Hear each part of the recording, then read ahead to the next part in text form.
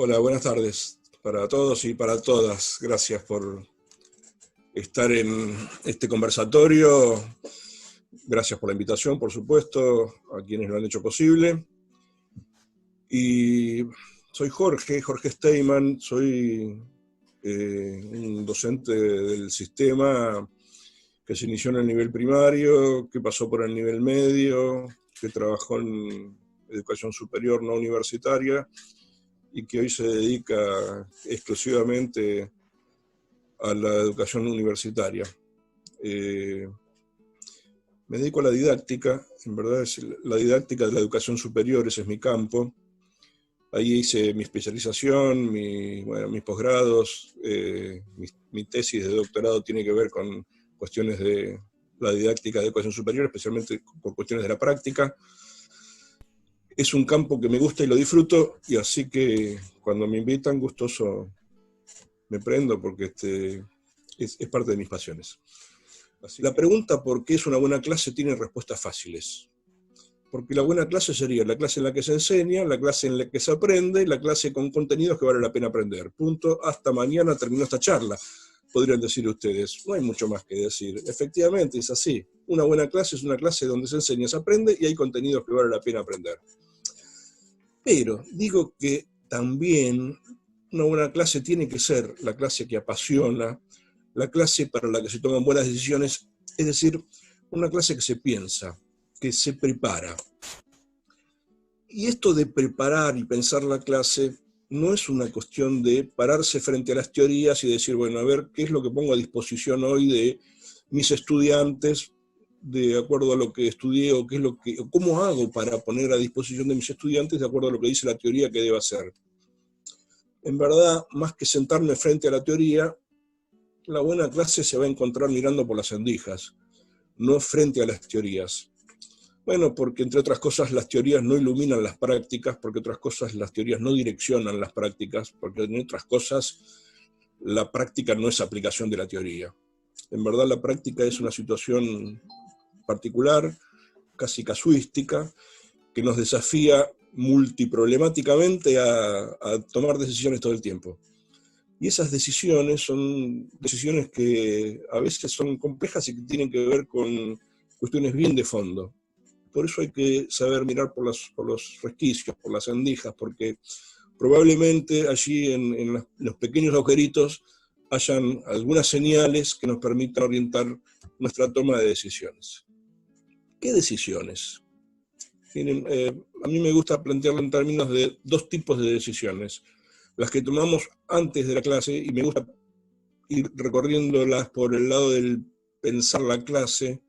Me niego a usar la palabra planificar la clase, no porque no haya que planificarla, cada cual hace lo que se le da la gana, solo porque por la experiencia que he recogido con mis propios estudiantes a lo largo de tantos años, cada vez que tengo una materia de prácticas, por eso puedo referir a ello, cada vez que le proponíamos a los estudiantes planificar la clase, la preocupación era ¿y con qué estructura, con qué formato, cómo planifico?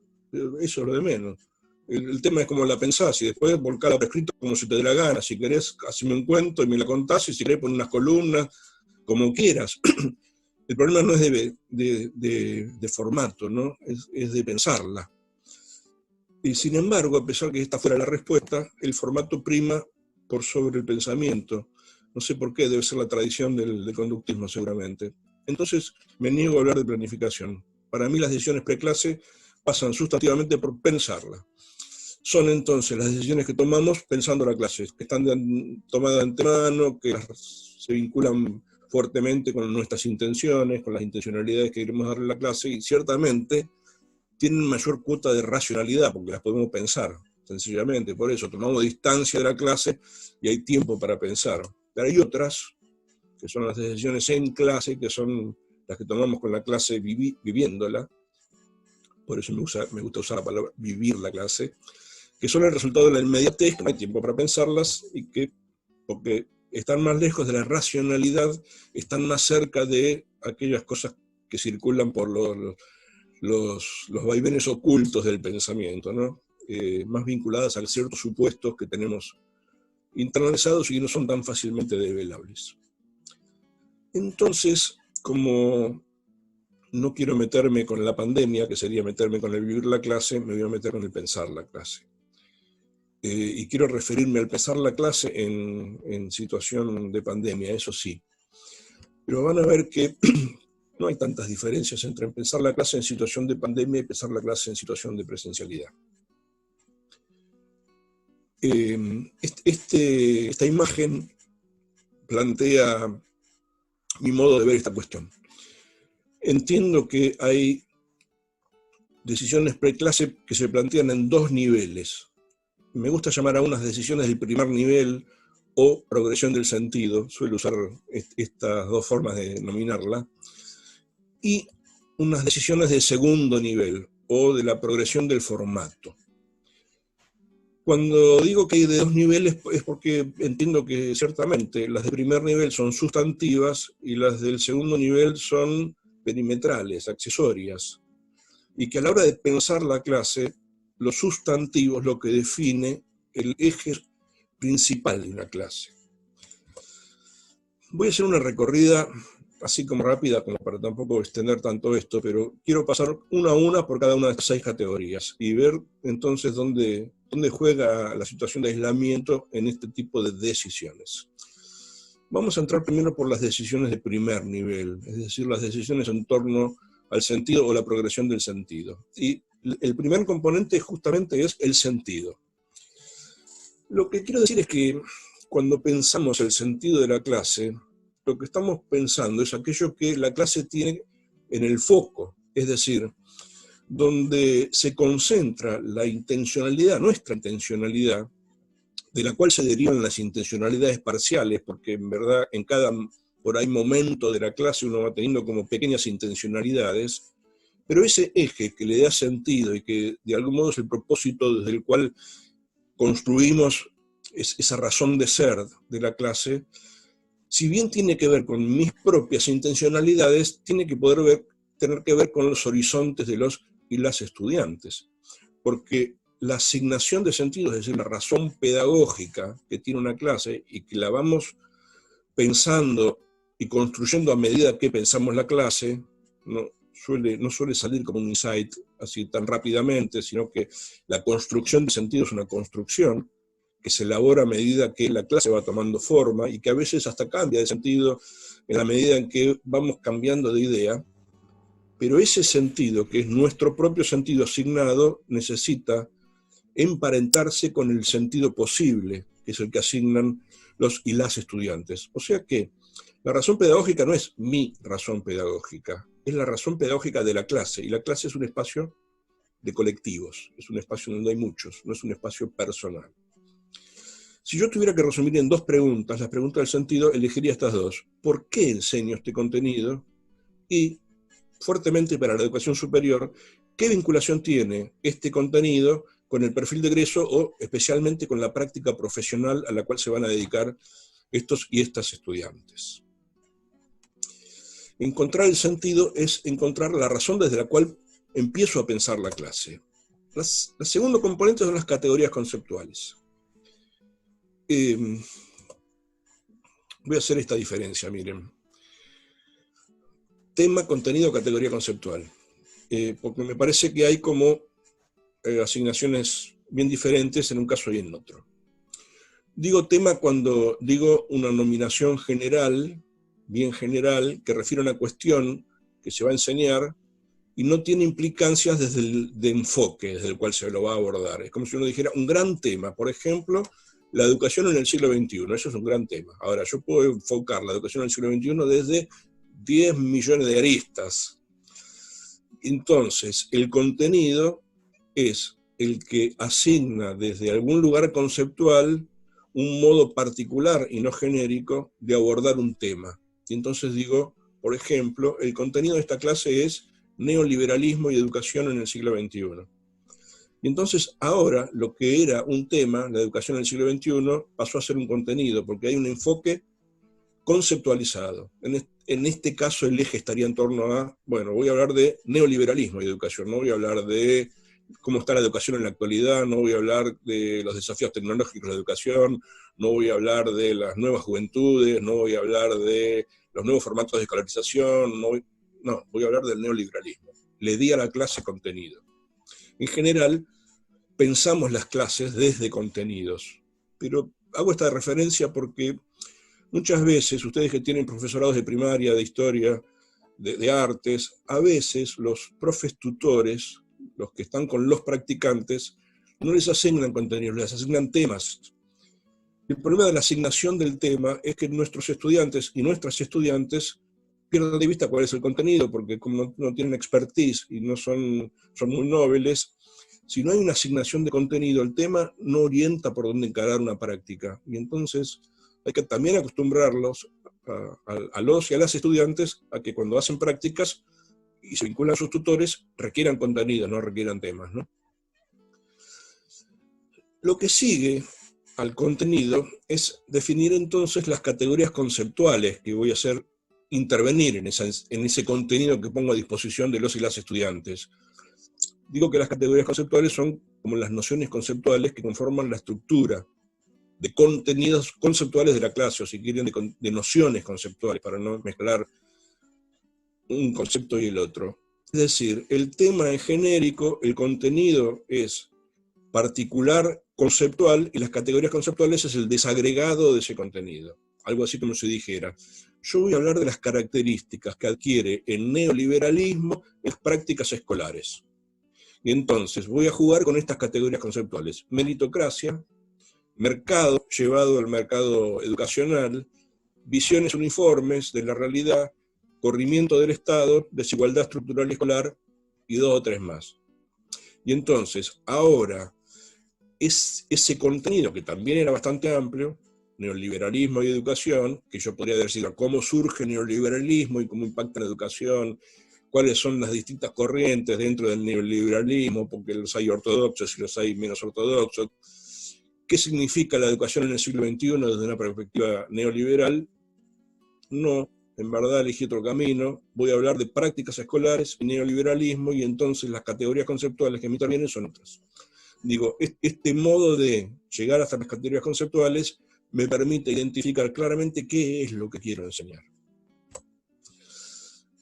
Me importa sobre todo esta idea, que es la que quería acercar acá, preguntarme por las fuentes de las categorías conceptuales, es decir, nosotros y nosotras, y nuestros y nuestras estudiantes cuando hacen prácticas, ¿de dónde sacan las categorías conceptuales que van a enseñar? Y entiendo que hay 3 respuestas a esto.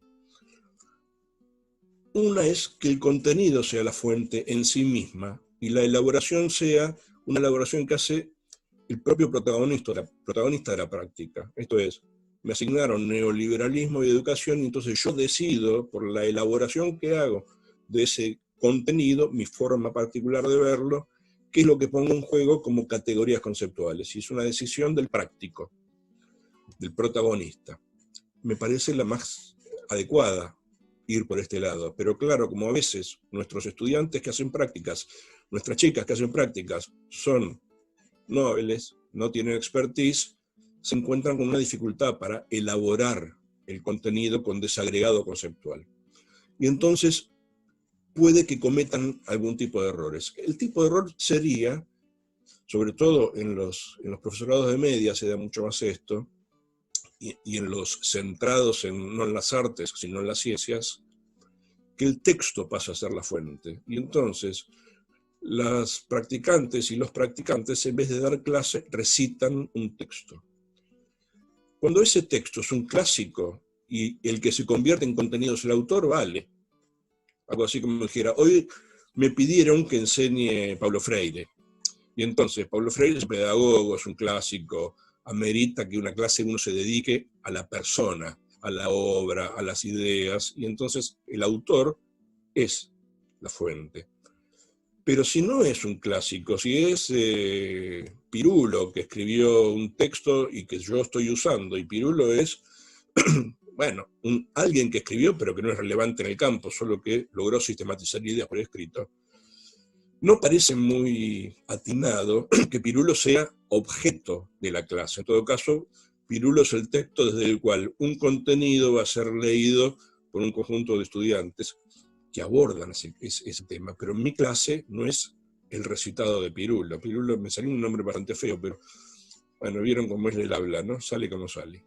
Digo entonces que la fuente es el contenido, está bueno. La fuente es el clásico, puede ser solo cuando el clásico es clásico. Ahora, si la fuente es un texto, hay algo que trabajar ahí. En nosotros, en nosotras, y también hay algo que trabajar con los estudiantes cuando hacen prácticas y hacen del texto fuente del contenido. Si tuviera que preguntarme por las categorías conceptuales, elegiría estas dos preguntas. ¿Qué enseño de ese contenido y por qué priorizo, entre otras posibilidades, este contenido? La tercera decisión, voy de rápido, pero para no... Quiero hacer una pasada, así no quiero... Yo quiero plantearlo como cuestión general el tema. La siguiente pasada es el tercer componente de esta primer progresión. Me refiero a los desafíos cognitivo-afectivos que entran en juego. ¿Qué sería esto? Me refiero a los desafíos cognitivo-afectivos como los dominios propios de la cognición y de la afectividad que se pretende activar en los y las estudiantes durante la clase. Neurociencias, no. La vieja taxonomía de Bloom, no, tampoco. No sé, no sé, no quiero meterme en la discusión de ¿y qué querés decir cuando decís dominios? Quiero que me entiendan. Cuando propongo hacer algo en la clase, cognitiva y o afectivamente, estoy proponiendo un modo de trabajo cognitivo, un modo de trabajo afectivo. Ese modo de trabajo pretendo activarlo porque entiendo que ese contenido amerita ser tratado trabajosamente desde algún lugar. Vamos a ir con el mismo ejemplo.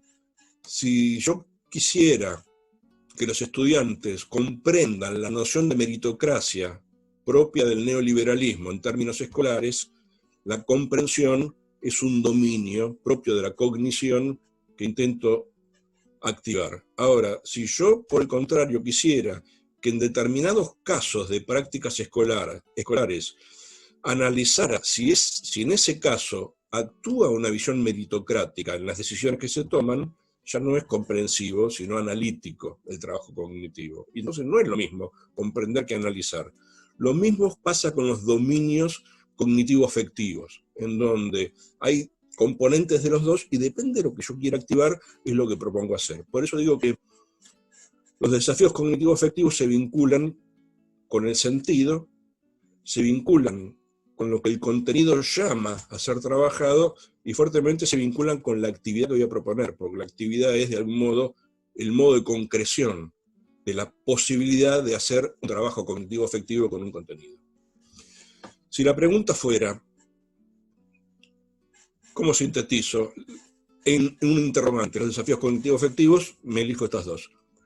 ¿Qué trabajos cognitivo-afectivos propongo? Y me interesa esta pregunta, ¿cómo enseño a trabajar con ellos? Porque acá tendríamos lata para un rato bastante largo si nos metiéramos, ¿sí?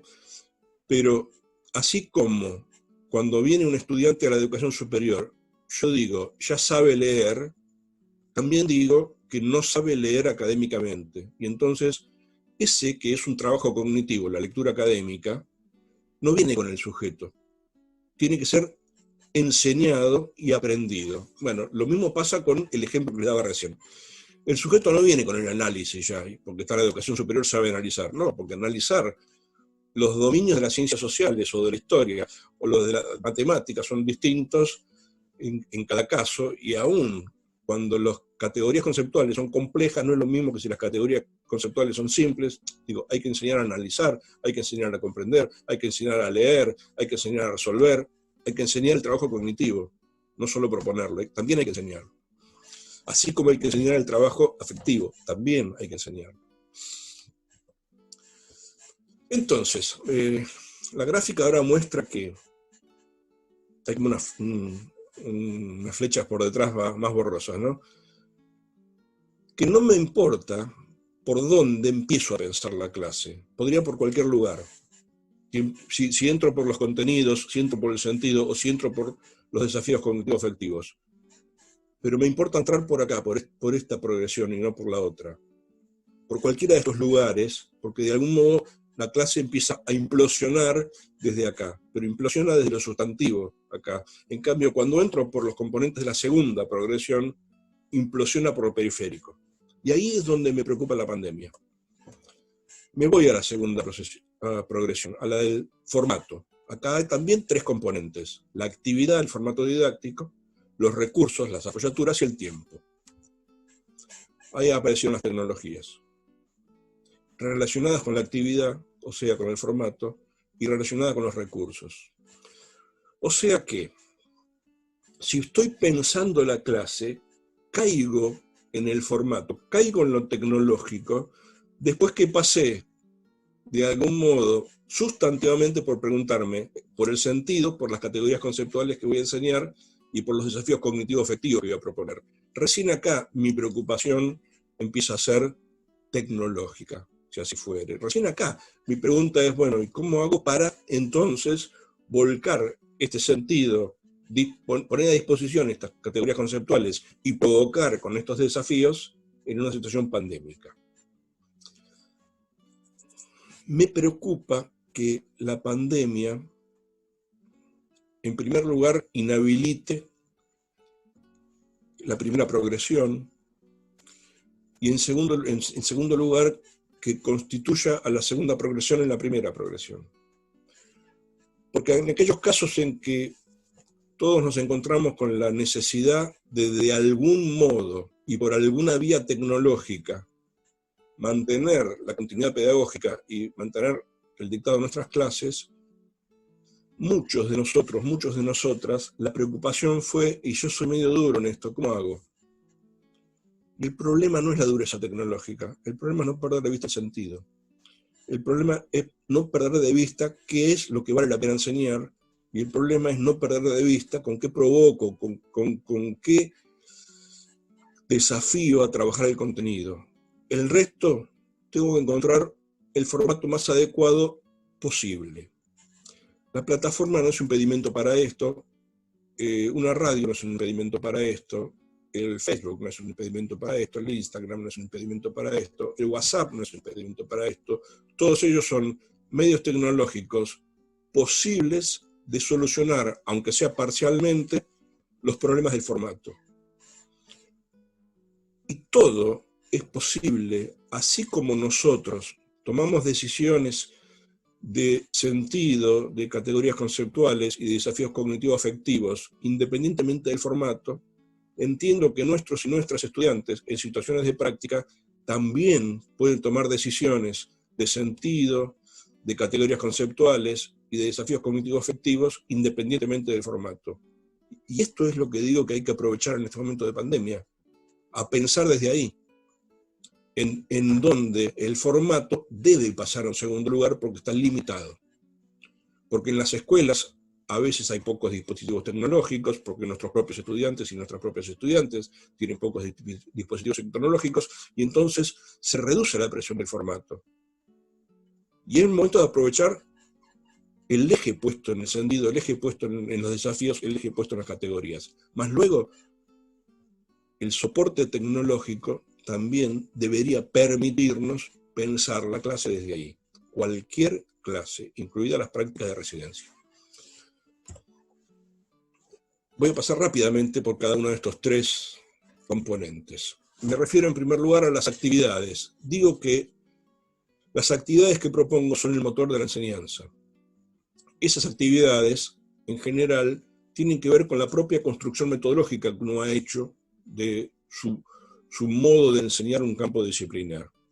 Está fuertemente vinculada con los desafíos cognitivo-afectivos, porque operan como si fuera el motor de ello. Ahora, proponer una actividad a los y a las estudiantes es posible por cualquier vía. En un audio de WhatsApp le puedo proponer una actividad. Por el Facebook ni hablar. Digo, cosas que en general casi todos estamos acostumbrados a usar desde el celular, me permiten proponer una actividad. O sea que si tengo sentido, si tengo categorías conceptuales, si tengo desafíos cognitivos y si tengo actividad, tengo clase. La clase no está impedida por la pandemia. está obstaculizada, pero no impedida.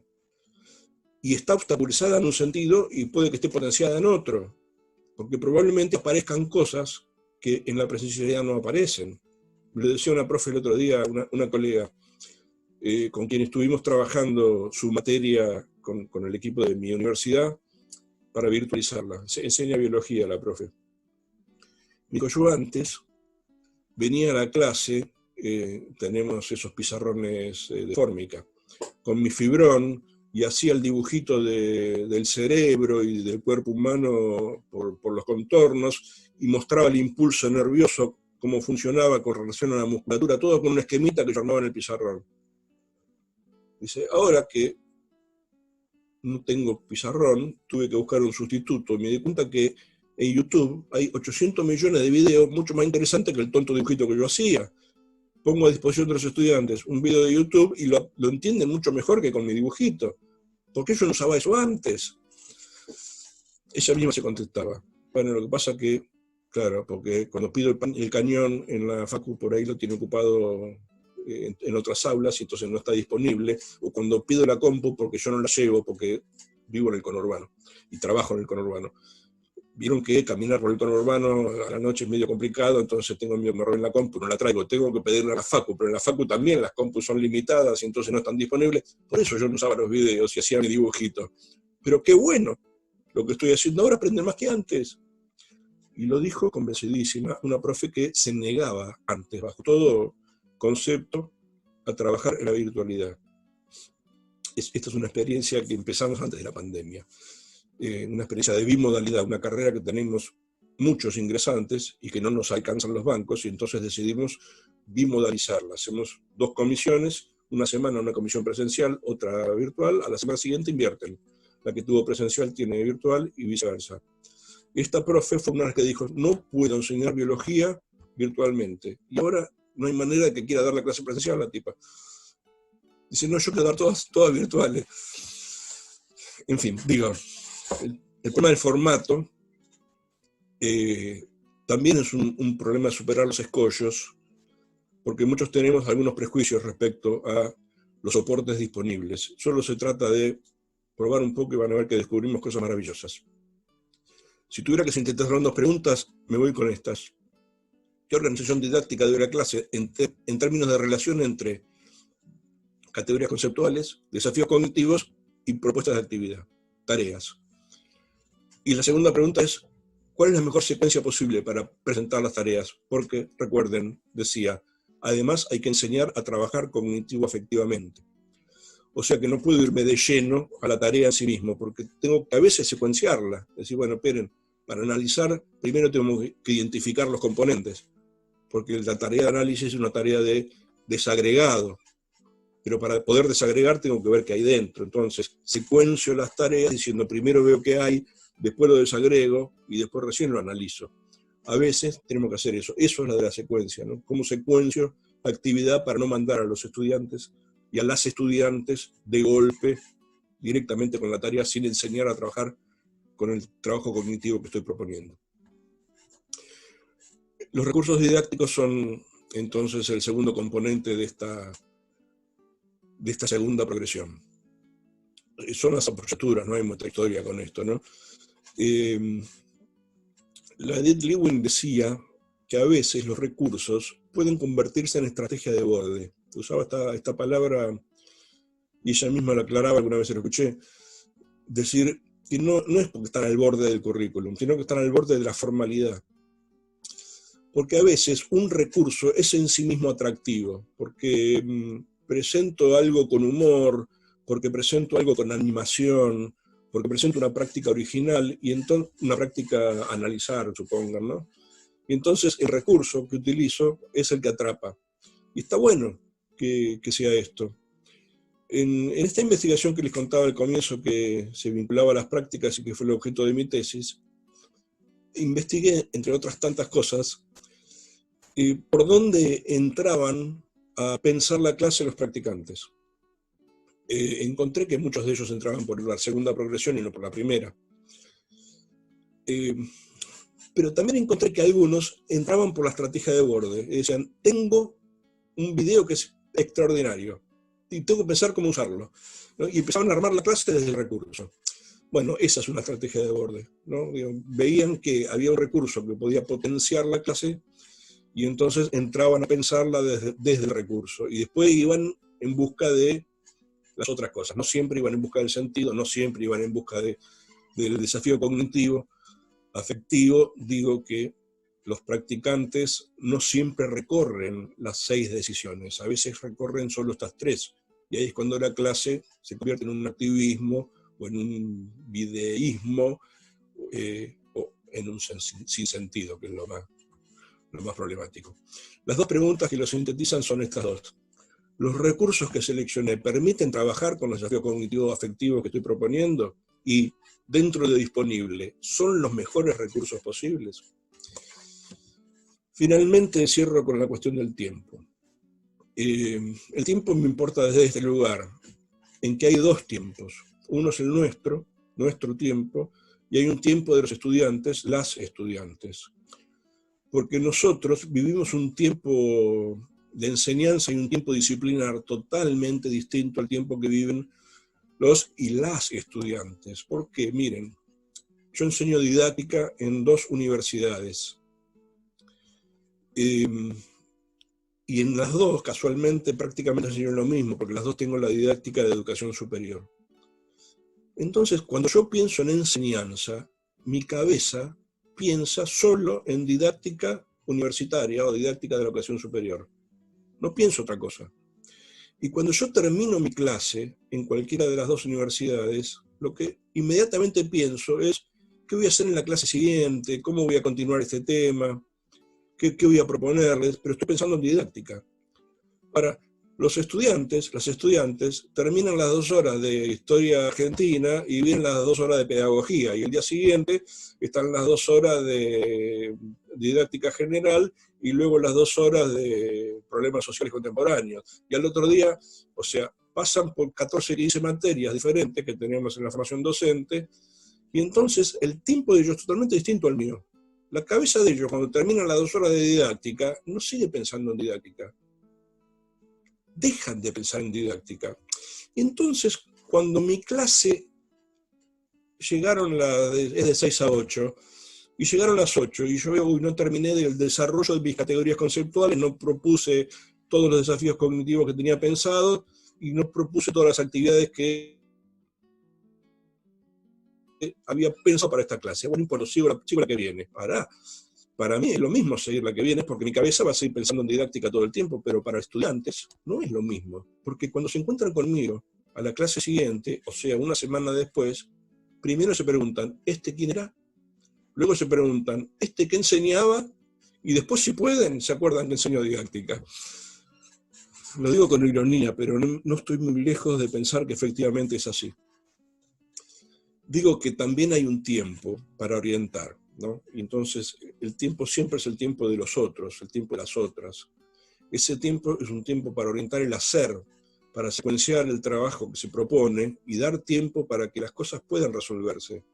Porque cuando todo queda a medias, o cuando todo se apura, o cuando todo se hace vamos, que toca el timbre, en verdad cumplimos con nuestro tiempo, con el tiempo escolarizado de nuestra currícula, pero no con el tiempo del aprender. El problema del tiempo es eso, ¿no? Es un problema que es un tiempo distinto, disímil, en el caso de los que enseñamos y las que aprendemos, y no es fácil conjugar esos 2 tiempos, pero es otro de los desafíos que involucran a nuestras decisiones, ¿no? Sintetizo en estas 2 preguntas, las preguntas por el tiempo. ¿Qué tiempo asigno a cada? ¿Cuánto cada actividad merece de tiempo para el trabajo? Y si ese tiempo es prudente para activar esos desafíos cognitivo-afectivos. Si efectivamente se puede activar eso que quiero activar en el tiempo que asigno a una actividad. Luego, agregaré una tercera pregunta que me parece que es clave. Es, ¿cómo administro el tiempo de los y las estudiantes? Porque tampoco soy ingenuo, es cierto, bueno, vamos a trabajar en grupo. Bueno, te cuento que hice ayer, que hablé con mi exnovio o mi exnovia que hacía tiempo que no hablaba. Luego te paso la receta y después me pongo a trabajar. No, bueno, ese tiempo hay que administrarlo también, ¿no? El tiempo del trabajo en grupo es un tiempo de trabajo. y la clase es un tiempo de trabajo. El tiempo de la receta es el recreo, el tiempo del novio es el recreo. Digo, tengo que poder administrar e intervenir sobre el trabajo, porque si no el tiempo efectivamente no alcanza, ¿no?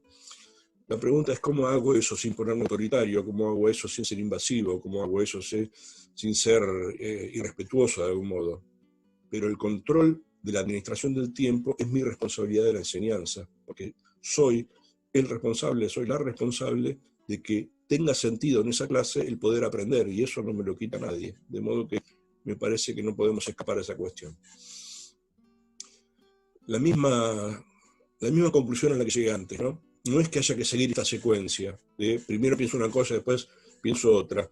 Si tengo más o menos pensada mis decisiones de primer nivel, yo digo que me meto al segundo nivel por cualquiera de estos lugares.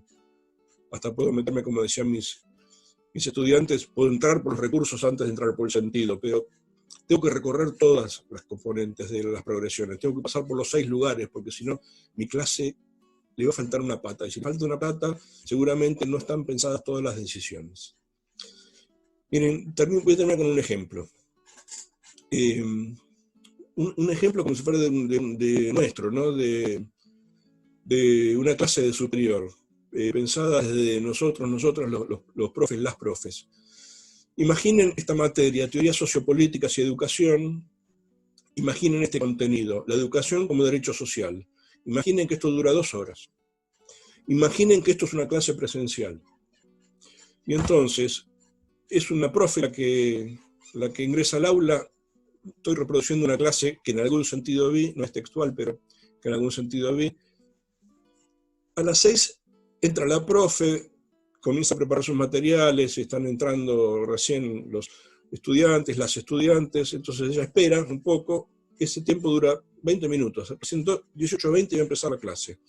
La empieza, saluda, hace unas explicaciones referidas al aula virtual, tienen un aula virtual, es una materia presencial, pero tienen una plataforma que lo sostiene, y se ve que hay algún trabajo en la plataforma, y la profe hace unas explicaciones, miren, en la plataforma les dejé tal material la vez pasada, no sé si lo vieron, bueno, les anticipa lo que van a trabajar en la clase de hoy, y retoma de algún modo los contenidos de la clase anterior.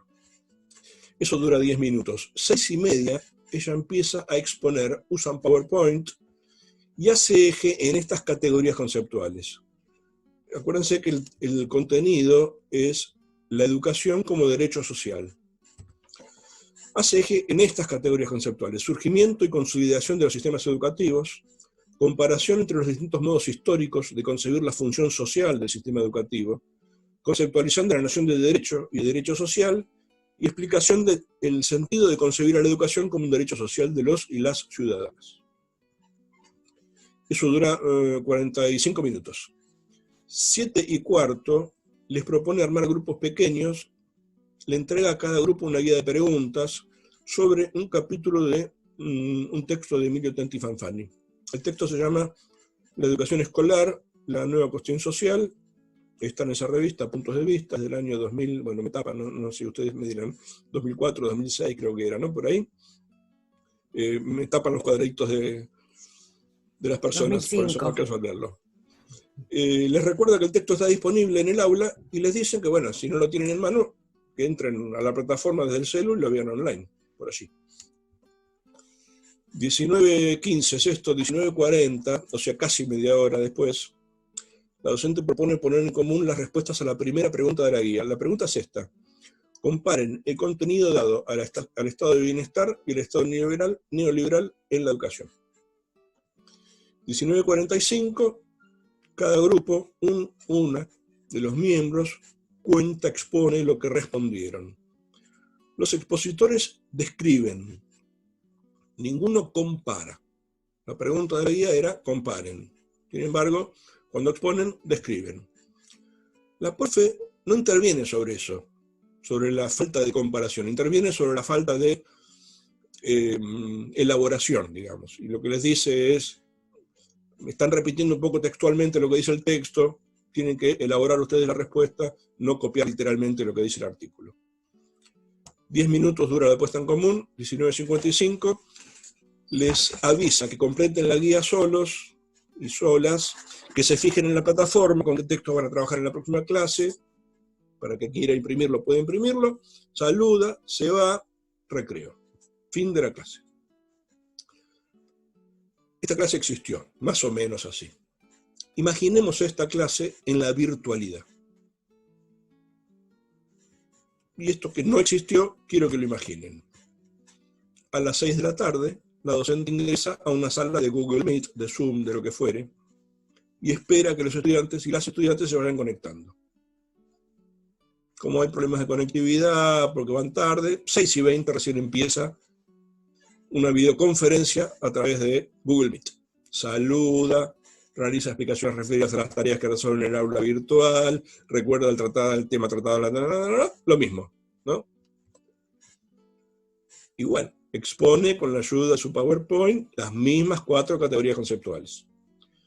19:15 les propone que en la semana trabajen con grupos colaborativos en Google o desde la plataforma y avisa que va a dejar una guía de preguntas sobre el texto de Tentifanfani y bla, bla, bla, bla. En la semana, la docente entra a la plataforma, en la sección noticias de la plataforma, abre un foro, dice que va a abrir un foro para intercambiar respuestas a la primera pregunta de la guía, que es comparen el contenido. En esa misma semana, algunos de los estudiantes participan en el foro, exponen lo que respondieron, los estudiantes describen, pero ninguno compara. La docente interviene en el foro tratando de hacer aclaraciones y dice esto de no sean literales. En la semana, la docente avisa en la sección noticias que completen la guía, que tienen que entregarla como trabajo práctico en la semana siguiente y que se vuelven a conectar por Meet en la próxima clase. Esto pudo haber sucedido, o sea, esta clase y la clase anterior son iguales. Una es presencial y la otra es virtual. El problema es exactamente el mismo en ambos formatos. No es el problema del formato, el problema es del sentido. Esta clase no tiene sentido para los y las estudiantes, porque si voy a enseñar el derecho social a la educación, y el derecho es de quien está siendo educado, la voz protagonista de esta clase la tiene que tener el que se empodera del derecho, no la docente. Porque si no, no hay modo que se construya sentido en torno al derecho. Entonces, la clase puede estar bien armada, puede que sea didácticamente lógica, sin embargo, carece de sentido. Y sin embargo, carece de desafío cognitivo-afectivo, porque la propuesta, aún casi enciclopédica, de responder al artículo con casi una pregunta literal, tampoco es llevado a cabo por las estudiantes, porque describen y no comparan, y no hay intervenciones del docente en esa línea. ¿Qué hizo la colega? Administró la clase, pero no enseñó con sentido, porque no permitió que el sentido fuera correspondido y asumido por los estudiantes, por las estudiantes. Entonces, el problema no es el formato. El problema está en otro lugar. La pandemia desafía los formatos, pero el problema de los formatos no es el problema que tenemos que pensar. El problema de nuestras clases, de las clases que dan nuestros y nuestras estudiantes en sus prácticas, es enseñarles a pensar la clase desde lo que es sustantivo en una clase. Luego, si es presencial o es virtual, vieron, al final es lo de menos. Aquí los dejo y cedo la palabra para que intercambiemos a partir de ustedes. ¿Sí? Gracias por haberme escuchado un ratito largo. Digo que las prácticas reflexivas debieran ser como el motor de los colectivos, porque entonces eso es lo que mejora la enseñanza.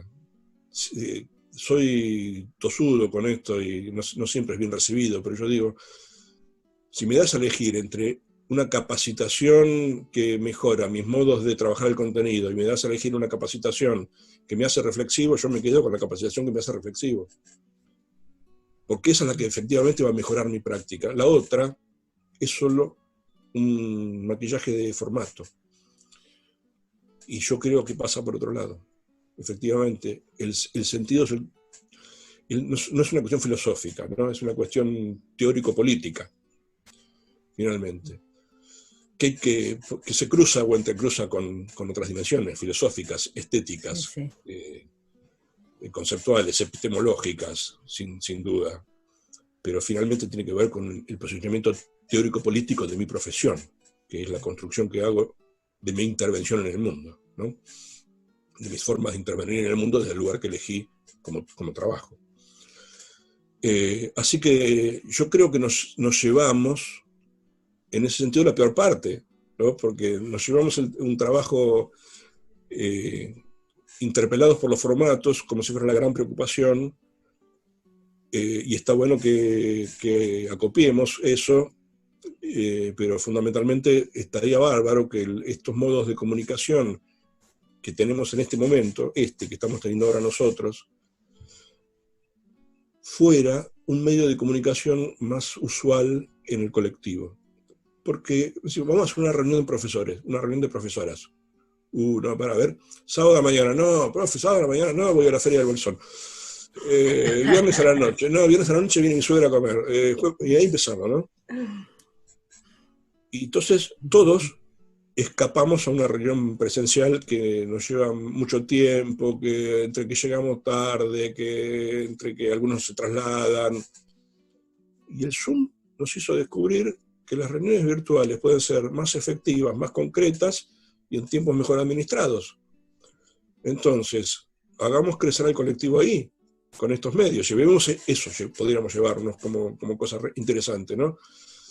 Construir el colectivo, el colectivo que se autoprofesionaliza a sí mismo como colectivo y se hace reflexivo en espacios compartidos en la virtualidad que son mucho más accesibles que los de la presencialidad, esto es real, que es parte de un mito que los estudiantes están naturalmente dispuestos a aprender en la educación superior solo por la razón de haber elegido la carrera que están estudiando. Creo que eso es mítico, ¿no? Forma parte de los mitos. No funciona así, los estudiantes no están naturalmente dispuestos a aprender. Es más fácil probablemente, pero no están naturalmente dispuestos a aprender. Entonces ahí cae el peso de la responsabilidad, que de algún modo tengo que lograr que el otro y la otra construyan el sentido de aquello que estoy poniendo a disposición, el contenido que estoy poniendo a disposición. Y esa es mi función de enseñanza. Y entonces, si Maradona me ayuda a empezar a construir el sentido, Maradona es bienvenido. Por suerte, Diego hizo muchos goles, así que José María empezó a buscar otros, que probablemente te ayude con otros contenidos, además de Maquiavelo. Digo, no sé, no hay fórmula mágica para esto, ¿no? Además, a veces los pibes, las pibas están cansados, vienen de laburar. Digo, hay otros componentes que hacen que uno esté maquiavelizado al mango y ellos estén matetizados al mango, ¿no? Y entonces el mate se convierte, como decís vos, en algo más importante que Maquiavelo. También hay circunstancias. Ahora, con las circunstancias remamos y con las disposiciones remamos. Pero lamentablemente de eso trata el trabajo. El normalismo no existe más, ¿no? El normalismo era hermoso porque modelizaba a todos, no solo a los docentes y a las docentes, sino también a los estudiantes y a las estudiantes. O sea, la clase era una clase modelo de donde la vieras. Todos se comportaban como la norma decía que debía comportarse, pero eso murió, la verdad, hace muchos años, y entonces, mal que nos pese a todos y a todas, pensar nuestra profesión hoy desde los cánones del normalismo es imposible, es impensable, y sin duda se trata de construir la profesión desde un lugar más incómodo. Sí, no tengo duda de eso, que es mucho más incómodo para nosotros lidiar con un estudiante cansado, lidiar con un estudiante desinteresado, lidiar con una estudiante que tiene atención volátil, lidiar con una estudiante que está multiocupada, que vos le estás contando el gol a Maradona y está con el celu contestando un WhatsApp o está escribiendo un trabajo práctico para la próxima hora. Y a mí sigue sin entrarme en la cabeza que eso sea posible. Y la estudiante me dice, yo lo estoy atendiendo. Y lo peor es que es verdad, está atendiendo. ¿Pero cómo haces para estar escribiendo el práctico de la próxima clase y atenderme a lo que yo... ¿Quiere que le repita lo que usted dijo? Y lo repite. Digo, también debemos aprender que los niveles de trabajo cognitivo de esta generación son distintos a los nuestros, que funcionan de otra manera y que a nosotros nos resultan superficiales, lo cual desde nuestro punto de vista es cierto, pero ellos podrían decir, pero más abarcativos, ustedes muy profundos, pero muy encerrados, nosotros periféricos, pero 10 cosas a la vez. ¿Qué reclama el mundo? Ay, qué sé yo. No sé si las disposiciones cognitivas nuestras son mejores que las de estos y estas estudiantes. La verdad que no lo sé. No sé el mundo con que nos va a desafiar probablemente. Creo que el ser humano se va adecuando a los desafíos del mundo, también con sus dispositivos cognitivos, de acuerdo a lo que el mundo desafía. Entonces, me parece que nos vamos poniendo viejos rápidamente porque los cambios generacionales también son cada vez un poquito más rápidos, ¿no? Ahora, eso hace que nuestra profesión sea más complicada, más compleja, más difícil de resolver, más desafiante. Sí. ¿Hay solución? Bueno, no rendirse probablemente sea la primera y buscarle la vuelta hacia la segunda. Ahora, si la vuelta es Maradona, uso Maradona, ¿no? Gracias. Yo creo que el desafío con pandemia o sin pandemia es formar docentes reflexivos. Gracias, Jorge. Les agradezco el espacio, lo suelo decir y lo voy a repetir. En un país en donde tenemos tantos acallados, la posibilidad de hacer uso público de la palabra es un privilegio, así que les agradezco haberme permitido el privilegio de hacer uso de la palabra. Gracias por el espacio que me dieron, los saludo, y ojalá podamos vernos en alguna otra nueva oportunidad. Gracias. Hasta luego. Un placer, gracias.